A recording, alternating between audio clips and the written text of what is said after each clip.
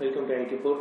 இன்றைக்கி இந்த செஷனில் நம்ம SQL சர்வர்லேருந்து continuous distribution of the column value and discrete distribution of the column value அப்படிங்கிற டேட்டாஸ் எப்படி எடுக்கிறதுங்கிறத பற்றி பார்ப்போம். இது வேறு ஒன்றும் இல்லைங்க, மீடியன், அதாவது ஒரு ரேஞ்சில் இருந்து நம்ம ஒரு கொடுக்கக்கூடிய ஒரு டேட்டா ரேஞ்சில் மீடியன் வேல்யூ எப்படி கண்டுபிடிக்கிறோம் அப்படிங்கிறதுக்கு இந்த ரெண்டு ஃபங்க்ஷன்ஸும் யூஸ் ஆகுது. இது ரெண்டும் அனலிட்டிக் ஃபங்க்ஷன்ஸ். SQL சர்வர் கேட்டகரியில் இது வந்து அனலிட்டிக் ஃபங்க்ஷன்ஸ். ரெண்டு எப்படி நம்ம first value lead and lag அந்த ஃபங்க்ஷன்ஸ் பார்த்தோமோ அதே மாதிரி இந்த ரெண்டும் அனலிட்டிக் ஃபங்க்ஷன்ஸ். ஸோ இது ரெண்டும் என்ன அப்படின்னா, இந்த பெர்சன்டைல் ஃபர்ஸ்ட் ஒரு ஃபங்க்ஷன் வந்து percentile continuous distribution of the column value. So அதுக்கு சின்டாக்ஸாக பெர்சன்டைல் CONT அப்படிங்கிற மாதிரி மென்ஷன் பண்ணுறாங்க. பெர்சன்டைல் பேஸ்ட் கண்டினியூஸ் நம்பர்ஸ் எப்படி அதில் இருந்து அந்த மீடியன் வேல்யூ, அதாவது இப்போ ஒரு 10 ரெக்கார்டு இருக்குது, இதில் ஒரு அதுக்குண்டான ரேஞ்சில் மீடியன் வேல்யூ எப்படி எடுப்போம்னா, ஜென்ரலாக மீடியன் வேல்யூ அப்படிங்கிறது என்னன்னு கேட்டிங்கன்னா, ஃபஸ்ட் ரெக்கார்ட்ஸ்லேருந்து, அதாவது அந்த டேட்டாவை 2 பார்ட்டாக பிரிக்கிறோம். ஃபர்ஸ்ட் பார்ட் ஒன்று, அதாவது 10 ரெக்கார்டு இருக்குன்னா முதல் 5 ரெக்கார்டு ஒன்று, அடுத்த 5 ரெக்கார்டு ஒன்று. ஃபர்ஸ்ட் 5 ரெக்கார்டில் இருக்கக்கூடிய மேக்ஸிமம் வேல்யூவையும் செகண்ட் 5 ரெக்கார்டில் இருக்கக்கூடிய மினிமம் வேல்யூவையும் ஆட் பண்ணி டிவைடட் பை 2 போட்டோம்னா நமக்கு எக்ஸாக்ட் மீடியன் வேல்யூ கிடைக்கும். ஆனால் இந்த மீடியன் வேல்யூ இது ஜென்ரல். இந்த பெர்சன்டேஜ் கண்டினியூஸ் பேஸ் பண்ணி அந்த லிஸ்ட்டில் அந்த வேல்யூ இல்லாமலும் இருக்கலாம். ஸோ அதுதான் இந்த percentage continuous distribution. And second one இஸ்ங்கிறது பெர்சன்டேஜ் டிஸ்கிரீட் டிஸ்ட்ரிபியூஷன் வேல்யூ. நம்ம இப்போ சொன்னோம் மொத்தம் 10 ரெக்கார்டு இருக்குது. இதில் ஜென்ரல் மீடியன் வந்து ஃபஸ்ட்டு 5ல் மேக்ஸிமம் எடுக்கும், செகண்ட் 5ல் மினிமம் எடுக்கும். அது ரெண்டையும் ஆட் பண்ணி டிவைடட் பை 2 போட்டால் எக்ஸாக்ட் மீடியன் வேல்யூ. ஆனால் அந்த ரேஞ்சு, அந்த ரிசல்ட் வர்றது அந்த 10 ரெக்கார்டில் இருக்கக்கூடிய வேல்யூவாக இருக்காது. இருக்கலாம், இல்லாமல் இருக்கலாம் அந்த கண்டினியூஸ் டிஸ்ட்ரிபியூஷனில். ஆனால் இந்த டிஸ்கிரீட் டிஸ்ட்ரிபியூஷனில் எக்ஸாக்டாக இந்த ரிசல்ட் செட்டில் என்ன வேல்யூ இருக்கோ அதுதான் நமக்கு கிடைக்கும். ஸோ இதுதான் அதோட சின்டாக்ஸ். இது வேற ஒன்றும் இல்லைங்க, இப்போ மீடியன் கால்குலேட் பண்ணுறது தான். மீடியன்லேயே அந்த ரேஞ்சில் இல்லாமல் இருக்கிறது கண்டினியூஸ் டிஸ்ட்ரிபியூஷன், அந்த ரேஞ்சில் இருக்கக்கூடியதில் மீடியன் எடுக்கும்போது டிஸ்கிரீட் டிஸ்ட்ரிபியூஷன். இதுதான் அதோட சின்டாக்ஸ்.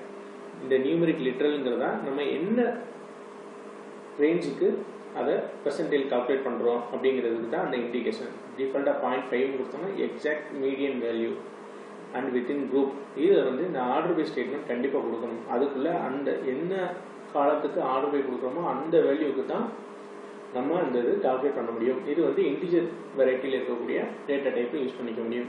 ஓவர் கிளாஸ் எப்போவும் போல பார்ட்டிஷன் கிளாஸ் யூஸ் பண்ணிக்கலாம். இப்போ ஜென்ரலாக சிம்பிளான எக்ஸாம்பிளோட பார்ப்போம். இங்கே இந்த எம்ப்ளாயி ஐடியும் சேல்ஸ் குவான்டிட்டி இந்த 2 காலம் மட்டும் எடுத்துக்கிறோம். அதில் ஃபஸ்ட்டு ஒரு எம்ப்ளாய்க்கு மட்டும் பார்ப்போம். Employee ID is equal to 1. So இப்போ இதுதான் நம்ம அந்த சொன்ன அந்த ரேஞ்ச். ஸோ இதில் இப்போ எக்ஸாக்ட் மீடியன் வேல்யூ எப்படி கண்டுபிடிக்கலாம் அப்படின்னு கேட்டிங்கன்னா, இது வந்து ஜென்ரல் மெத்தடு. ஜென்ரலாகவே மீடியன் எப்படி கால்குலேட் பண்ணுறது SQL சர்வரில் அப்படின்னா, ஸோ இந்த மாதிரி 2 எடுத்துக்கிறோம். And select top 50% sales quantity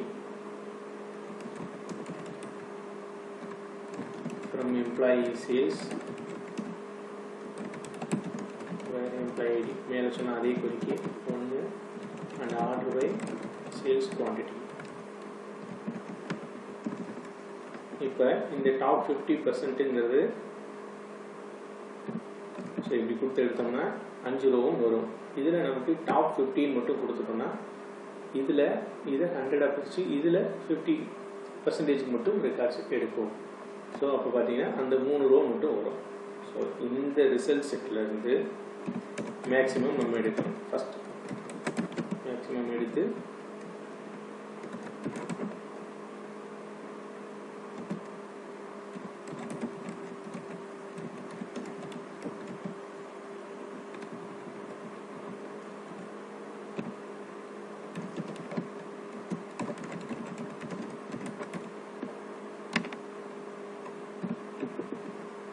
so இப்போ நமக்கு அந்த ரிசல்ட்டில் மேக்ஸிமம் இருக்கிறது நமக்கு கிடச்சிருச்சு. ஸோ இதே மாதிரி மினிமம் கண்டுபிடிக்கணும்.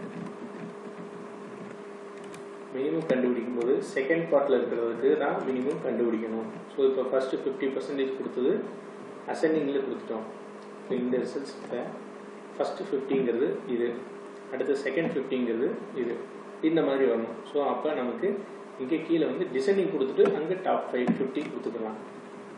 Sales quantity descending. ஸோ அப்படி கொடுத்துட்டு இங்கே மினிமம் எடுத்துகிட்டு எடுக்க முடியும். ஸோ நம்ம கொடுக்கக்கூடியது வந்து இப்போ மீடியன் கண்டுபிடிக்கும். ஸோ அதுதான் மினிமம் என்ன மேக்ஸிமம் என்ன 2 முறை தான். ஸோ இது ரெண்டையும் ஆட் பண்ணி டிவைடட் பை 2 போட்டோன்னா டெசிமலில் வரும். ஸோ நமக்கு மீடியன் வேல்யூ வந்து 3.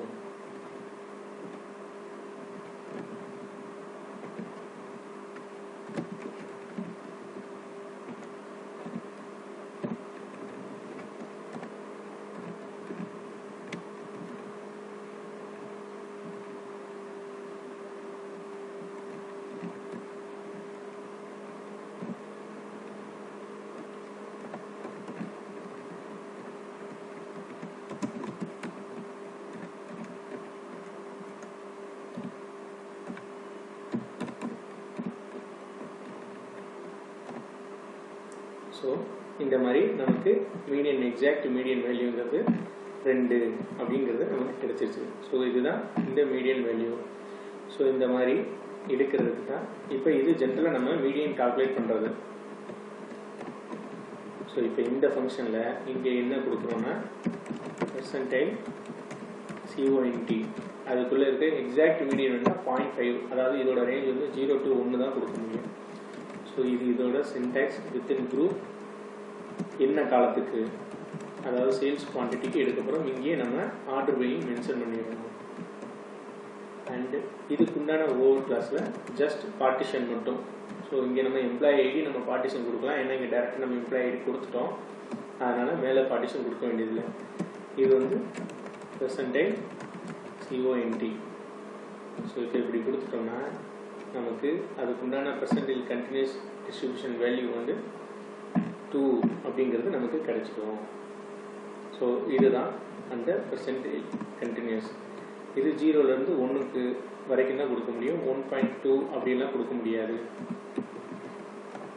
ஸோ அதோட ரேஞ்ச் வந்து 0 to 1 அந்த மாதிரி தான் வரும். இப்போ 1ன்னு கொடுத்தோம்னா என்ன வரும்னா இந்த மீடியன் வந்து நம்ம 0.5ங்கிறது எக்ஸாக்ட் மீடியன் சொன்னோம், அந்த அதுக்குண்டான ரேஞ்சில். ஸோ இது வந்து டாப் மோஸ்ட் இருக்கக்கூடிய மீடியன் மாதிரி எடுத்துக்கிறோம். 0.5ங்கிறது எக்ஸாக்ட் மீடியன், இங்கே வந்து ஃபுல் ரேஞ்ச் மீடியனுக்குண்டான வேல்யூ எடுத்துக்கிறோம். இது 1ன்னு கொடுத்தோம்னா லாஸ்ட் வேல்யூ வரும், 0ன்னு கொடுத்தோம்னா ஃபஸ்ட் ரேஞ்சில் இருக்கிறது எடுத்துகிட்டு வரும். ஸோ 0.2 அப்படின்னு கொடுத்துட்டோம்னா அந்த ரேஞ்சில், அதாவது நம்ம கொடுத்துருக்குற இந்த பெர்சன்டைல் ரேஞ்சில் என்ன இருக்கக்கூடியோ அதுக்குண்டான வேல்யூ எடுத்துகிட்டு வரும். ஸோ இதை பார்த்தீங்கன்னா எக்ஸாம்பிளுக்கு இதை 1ன்னு வச்சுக்கோங்க, இது 0.02, இது 0.2, இது 0.4, 0.6, 0.8, 0.1, அதாவது 1.0. ஸோ இந்த மாதிரி பிரிச்சு இருக்கக்கூடிய டேட்டாஸில் இதில் இருக்கக்கூடிய மீடியன் வேல்யூவை எடுத்துகிட்டு வந்து காட்டுவோம். ஸோ இதே மாதிரி percentile discrete distribution value.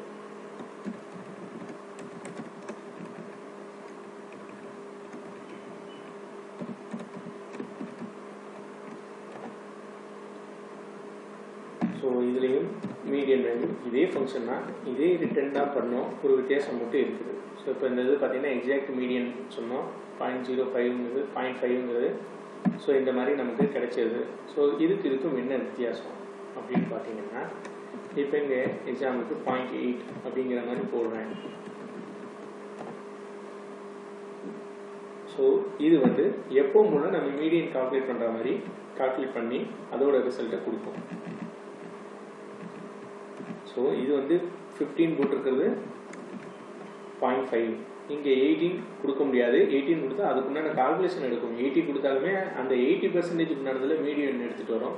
So அந்த மாதிரி இல்லாமல் இங்கே இந்த இருக்கக்கூடிய ரேஞ்சை நம்ம ஸ்பிளிட் பண்ணி இங்கே இருக்கக்கூடிய ரேஞ்சஸ் புக் பண்ணி அதில் 88% என்ன மீடியனாக வருது அப்படிங்கிறத கால்குலேட் பண்ணுறது தான் இந்த percentile continuous distribution column value. இங்கே டிஸ்கிரிட்டுங்கிறது. ஸோ இந்த இது வந்து இந்த லிஸ்ட்டு வந்து இந்த லிஸ்ட்டுக்குண்டான காலத்தில் இருக்கலாம் இல்லாமலும் இருக்கலாம். இப்போ 0.5 போட்ட போது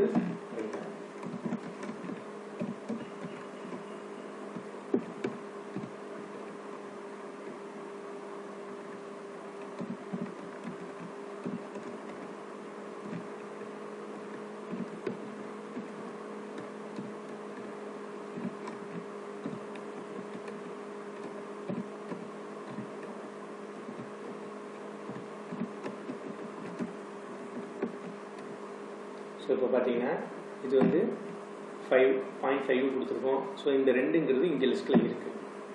ஆனால் இந்த 8 கொடுத்துருக்கிறது வந்து இந்த 2.2ங்கிறது இந்த லிஸ்ட்டில் கிடையாது. ஆனால் இந்த டிஸ்கிரீட்டில் பார்த்தீங்கன்னா 0.5 கொடுத்துருக்கிறது இருக்குது. டிஸ்க் 8 அப்படின்னு கொடுத்தாலும் இந்த ரேஞ்சில் இருக்கக்கூடிய வேல்யூஸை மட்டும்தான் காட்டும். ஸோ இங்கே இருக்கக்கூடிய எக்ஸாக்ட் மீடியன் வேல்யூ என்னவோ, அதாவது இந்த ரேஞ்சில் இருக்கக்கூடியது இந்த காலத்தில் இருக்கக்கூடிய வேல்யூ தான் காட்டும். இது கூட டிவைட் பை 2 போட்டோம்னா மாறிடும். இது வந்து எக்ஸாக்ட் மீடியன் வேல்யூ என்னன்னு காட்டும். ஸோ இதுதான் இந்த ரெண்டுக்கும் உள்ள வித்தியாசம். ஸோ இங்கேயே நம்ம பார்ட்டிஷன் கிளாஸும் யூஸ் பண்ணிக்கலாம். இங்கே எம்ப்ளாயி ஐடி எடுத்துகிட்டு இங்கே கூட நம்ம கொடுத்துக்கலாம்.